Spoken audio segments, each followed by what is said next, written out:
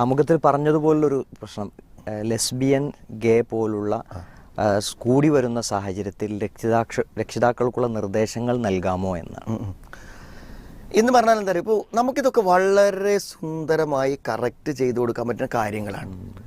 പക്ഷെ ആദ്യം കുട്ടികളുടെ മനസ്സിലേക്ക് എന്താണ് ഈ സ്വതന്ത്ര ചിന്തയും, ആണും ആണും തമ്മിൽ വിവാഹം കഴിച്ചാൽ എന്താ, പെണ്ണും പെണ്ണും വിവാഹം കഴിച്ചാൽ എന്താ, എനിക്ക് പെണ്ണിനോടാണ് താല്പര്യം, എനിക്ക് ഇതൊക്കെ അടുത്ത കാലങ്ങളിൽ വന്ന പ്രചാരണത്തിൻ്റെ ഭാഗമായി വന്ന കാര്യങ്ങളാണ്.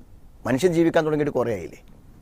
നമ്മൾ തന്നെ ഇവിടെ എത്ര കാലം, നമ്മുടെ മാതാപിതാക്കൾക്കൊക്കെ എത്ര കാലത്ത് പരിചയമുണ്ട്, 40-50 കൊല്ലത്തെ. അവരുടെ ചെറുപ്പത്തൊക്കെ സ്കൂൾ പോയിട്ടില്ലേ, ആരെങ്കിലും ചോദിച്ചിരുന്നു?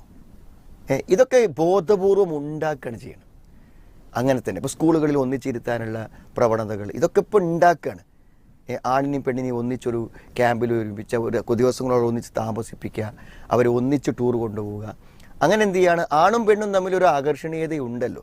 സ്വാഭാവികമായും ഇതിനുള്ള അവസരങ്ങൾ സൃഷ്ടിച്ചിട്ട് എന്ത് ചെയ്യാണ്, പെണ്ണിനോടും ആണിനോടും ബന്ധപ്പെടുന്ന പ്രശ്നമില്ല, അങ്ങനെ തന്നെ കുറേ ആൾക്കാർ സൃഷ്ടിക്കപ്പെട്ടിട്ടുണ്ട് എന്നൊക്കെ പറഞ്ഞ് പ്രചാരം. അപ്പോൾ ഇവിടെ നമ്മൾ ആലോചിക്കേണ്ട കാര്യം, എന്താണോ നമ്മുടെ കുട്ടികൾക്ക് അപകടപ്പെടാനുള്ള കാര്യം അതിനെ നമ്മൾ അഡ്വാൻസ് ചെയ്യുക എന്നത് തന്നെ നമുക്ക് പരിഹാരമുള്ളൂ. ഇപ്പോൾ പ്രേമം നമ്മുടെ പെൺകുട്ടികൾ എത്തിപ്പെടാനുള്ളൊരു സാഹചര്യമുണ്ട്. അതിൻ്റെ പ്രേമത്തെക്കുറിച്ചുള്ള നല്ലൊരു അവയർനെസ് എന്ത് ചെയ്യണം, അവർക്ക് നേരത്തെ കൊടുക്കണം.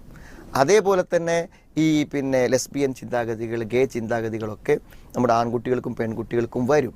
അതുകൊണ്ട് എന്ത് ചെയ്യണം, നമുക്ക് കൊടുക്കാൻ പറ്റില്ലെങ്കിൽ എന്ത് ചെയ്യണം, അതിന് പറ്റുന്ന അതിൻ്റെ അപകടങ്ങളെക്കുറിച്ചും ഇത്തരം ആളുകൾ ആസൂത്രിതമായി ഇത് കൊണ്ടുവരുന്നതിൻ്റെ ലക്ഷ്യങ്ങളെക്കുറിച്ചും നമ്മൾ മനസ്സിലാക്കണം. അപ്പോൾ കുറച്ച് കോമൺ സെൻസിലൊരു കുട്ടിയോട് നമ്മൾ ചോദിച്ചാൽ മതി, നീ അതൊക്കെ പോട്ടെ, ഇതൊക്കെ ഇപ്പോൾ ടെക്സ്റ്റ് ബുക്കിലും പാഠപുസ്തകത്തിലും സിലബസിലും സ്കൂളിലൊക്കെ ബോധപൂർവം നടപ്പിലാക്കാൻ ശ്രമിക്കുന്നുണ്ടല്ലോ, അതിൻ്റെ പിന്നിൽ എന്തായിരിക്കും ഉദ്ദേശം എന്നൊന്ന് ചോദിച്ചാൽ തന്നെ അല്പം അന്തമുള്ള കുട്ടികൾ പറയും.